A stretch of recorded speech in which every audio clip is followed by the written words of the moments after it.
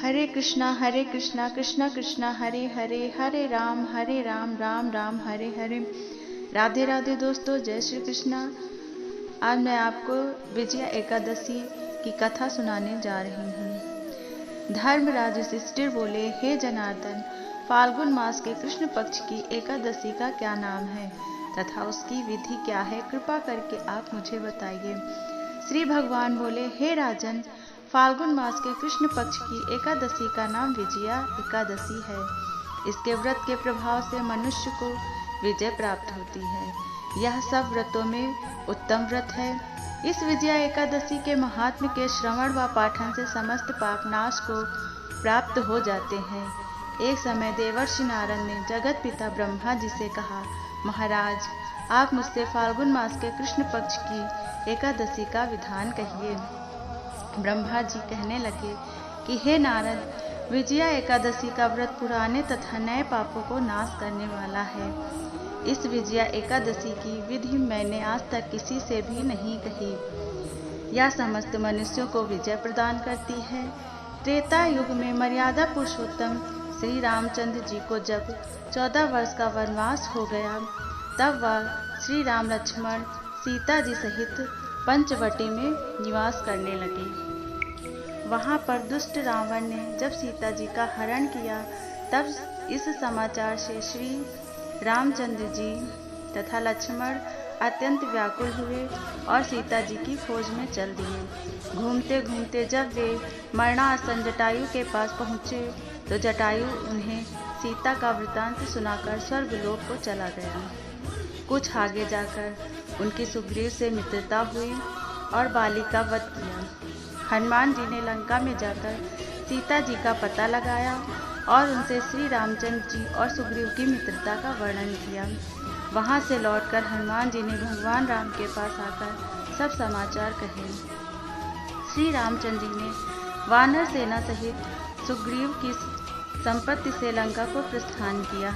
जब श्री रामचंद्र जी समुद्र के किनारे पहुँचे, तब उन्होंने मगरमच्छ आदि से युक्त उस अगाध समुद्र को देखकर लक्ष्मण जी से कहा कि इस समुद्र को हम किस प्रकार पार करेंगे। श्री लक्ष्मण जी ने कहा, हे पुराण पुरुषोत्तम, आप आदि पुरुष हैं, सब कुछ जानते हैं। यहाँ से आधा योजन दूर पर कुमारी द्वीप में वक्दालभ्य नाम के मुनि रहते हैं। उन्होंने अनेक ब्रह्मा देखे हैं। आप उनके पास जाकर इसका उपाय पूछिए। लक्ष्मण जी के इस प्रकार के वचन सुनकर श्री रामचंद्र जी वक्दालभ ऋषि के पास गए और उनको प्रणाम करके बैठ गए।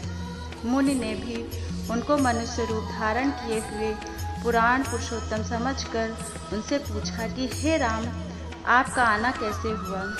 रामचंद्र जी ने कहा, हे ऋषि, मैं अपनी सेना सहित यहाँ आया हूँ और राक्षसों को जीतने के लिए लंका जा रहा हूँ। आप कृपा करके समुद्र पार करने का कोई उपाय बताइए। मैं इसी कारण आपके पास आया हूँ। वक्तालभ ऋषि बोले, हे राम, फाल्गुन मास के कृष्ण पक्ष की एकादशी का उत्तम व्रत करने से निश्चय ही आपकी विजय होगी। साथ ही आप समुद्र भी अवश्य पार कर लेंगे। इस व्रत का विधि यह है कि दशमी के दिन स्वर्ण, चांदी, तांबा या मिट्टी का एक घड़ा बनाएं। उस घड़े को जल से भरकर तथा 5 पल्लव रख वेदिका पर स्थापित करें। उस घड़े के नीचे सतनाजा और ऊपर जौ रखें। उस पर श्री नारायण भगवान की स्वर्ण की मूर्ति स्थापित करें। एकादशी के दिन स्नान आदि से निवृत्त होकर धूप, दीप, नैवेद्य, नारियल आदि से भगवान की पूजा करें। तत्पश्चात घड़े के सामने बैठकर दिन व्यतीत करें और रात्रि को भी उसी प्रकार बैठकर जागरण करें। द्वादशी के दिन नित्य नियम से निवृत्त होकर उस घड़े को ब्राह्मण को दे दें। हे राम, यदि तुम भी इस व्रत को सेनापतियों सहित करोगे तो तुम्हारी विजय अवश्य होगी। श्री रामचंद्र जी ने ऋषि के कथनानुसार इस व्रत को किया और इसके प्रभाव से दैत्यों पर विजय पाई। अतः हे राजन, जो कोई मनुष्य विधि पूर्वक इस व्रत को करेगा, दोनों लोकों में उसकी अवश्य विजय होगी। श्री ब्रह्मा जी ने नारद जी से कहा था कि हे पुत्र, जो कोई इस व्रत के महात्म्य को पढ़ता या सुनता है उसको वाजपेय यज्ञ का फल प्राप्त होता है। इस प्रकार विजया एकादशी का महात्म्य और कथा समाप्त हुई। राधे राधे।